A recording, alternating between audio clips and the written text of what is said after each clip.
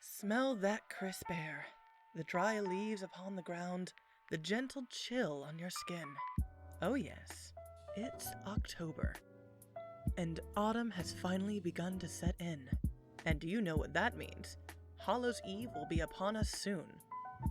Days scattered with everyone's different traditions and ways to celebrate the turn of the season.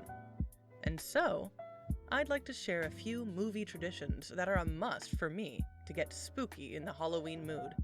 But first, I think a change of atmosphere is in order, don't you? Much better. Now, let's move on. These are various movies that are not necessarily movies about Halloween, but more or less my favorite movies to watch during the autumn season.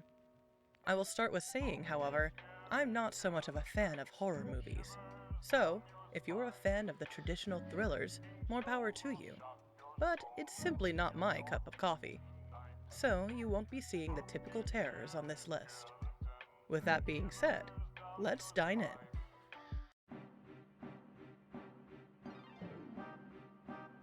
Let's sink our teeth into number 10, Queen of the Damned.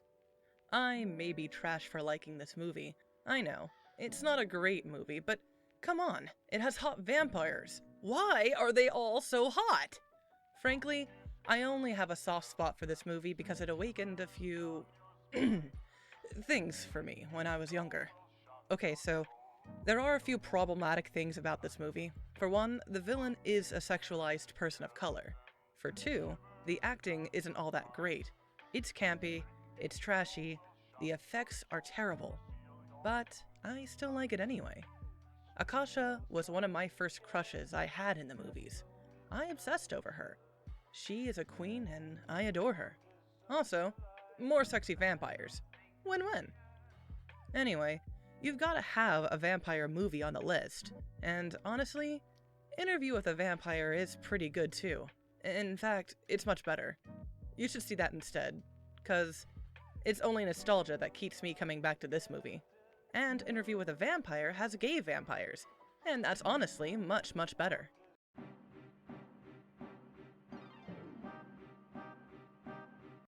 Flying in at number 9, there's the cult classic, Hocus Pocus. It wasn't that popular in the youth of my day, but I watched it as a child every October whenever it came on. As you all may know, this movie has turned more into the public eye as nostalgia continues its rampage through our hearts. We are starting to see it everywhere now. And that's not necessarily a bad thing. However, I will say, watching it as an adult, if you don't already love this movie, it's a bit difficult to sit through. The opening stretch is slow and kind of a slog. But once the witch sisters are resurrected once more, they steal the show and keep it moving throughout. Honestly, they are what makes the movie great. I only care when they are on screen. The actresses do so much work for this movie. The only other perfect thing for me is the cat Binks. I adore his voice actor, and strangely, he's my favorite character in this one as well. But in any case, it's still the perfect campy 90s Halloween movie for me, whenever I want the rush of nostalgia.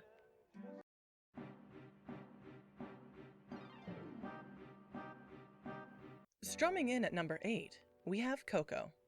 Now, I know this isn't technically a Halloween movie. This movie is only so low on this list for that reason, but it is set during Dia de los Muertos, or Day of the Dead, which is a holiday centered around the family that has passed on, joining the living on a special day, and that's close enough for me. I adore this movie, and it's one of my personal favorite movies of all time, so I'll find any excuse to watch it again. It's about passion, it's about love, pursuing your dreams and remembering those closest to us. And the music is pure gold to boot. Coco is visually and musically gorgeous, and I recommend it for anyone who hasn't seen this gem yet.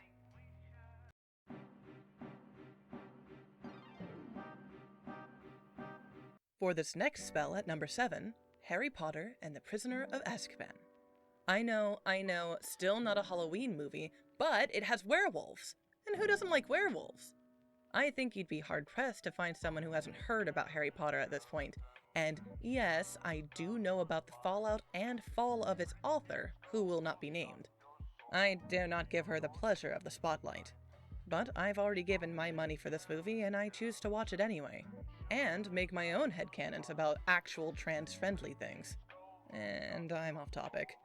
Anyway, this is my personal favorite of the movie saga. I adore Remus, and he's my favorite character. Sirius is a good boy, and wizards are cool. What else is there to say, really?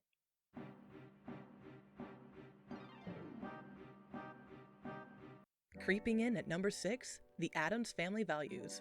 They're creepy, they're kooky, they're classically ooky. If you haven't seen the best version of this movie, you must. Forget the animated 2019 one, watch the 1993 release. I'm talking about the movie Wednesday Burns a Play to the Ground, and being truly accurate to history. Morticia and Gomez Addams are true relationship goals, and they're a delight to see on screen together. This movie is a perfect Halloween comedy to get you into that spooky mood. Always a pleasure, forever classic, and perfect for the eccentrics. A simply must-watch for the season of spook.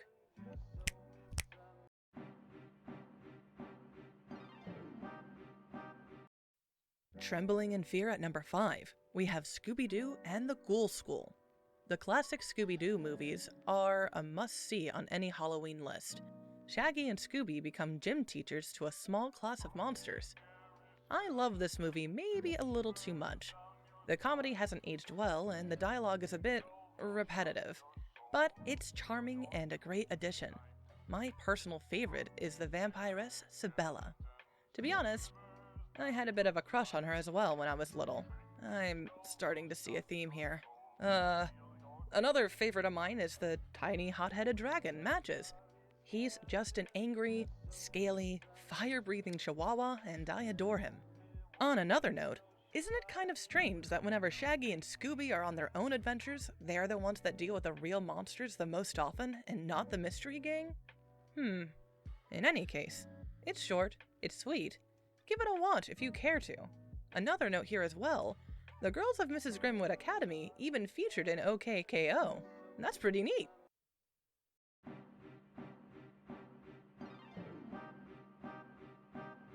Howling for number 4? Well, we have Alvin and the Chipmunks meet the Wolfman. Man, there are so many animated Alvin movies. Frankly, a lot of them are pretty good, but I prefer the Wolfman. Werewolves, Jekyll and Hyde references, Theodore standing up for himself and protecting his girl? Sign me up! The music for the movie isn't too great except for the closing number, but the animation is fairly smooth and the dialogue is witty. This movie made me laugh more than a few times. I adore Simon Snark too. And of course, there's Mr. Talbot, who is a... woof. Very much my aesthetic. Okay, so I may have been crushing on him too, don't judge me. Geez, I'm revealing too much in this video. Let's move on.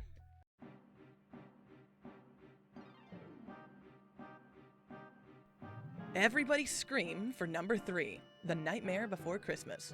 Really, did you think I wouldn't be including this movie? It's the classic for Halloween.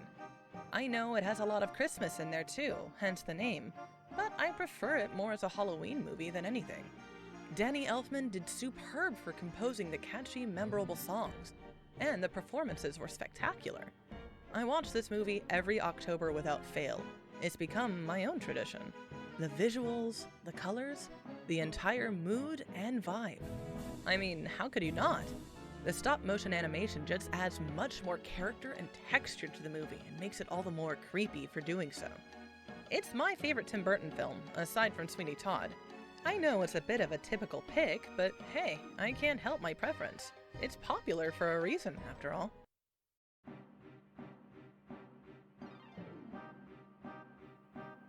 Riding upon a broom at number 2, we have Halloweentown, where 3 kids get isekai'd into a Halloweentown.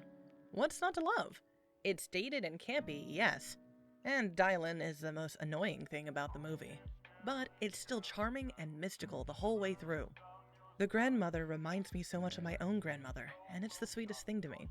The effects are interesting, And I wouldn't say they're very good, but they aren't very terrible either. It's on a line in the middle. I love the little sister Sophie. She's adorable and precious and must be protected.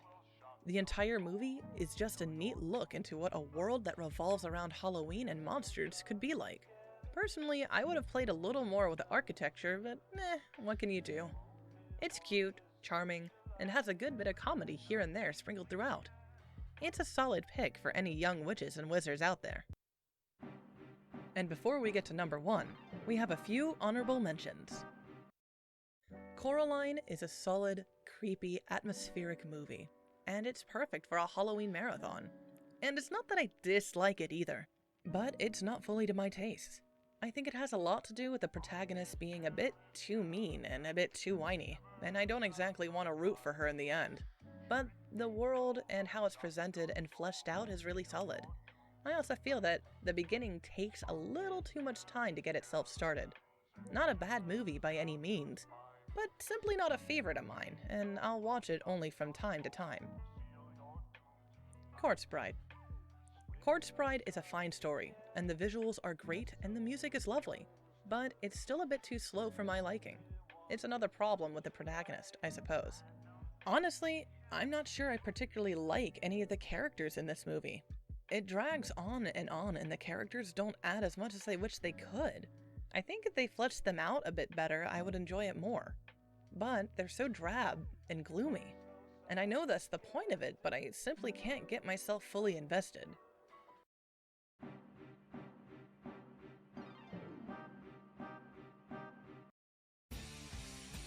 Shambling in last at number 1, we have Scooby Doo on Zombie Island. Zombies, gators, and werecats, oh my!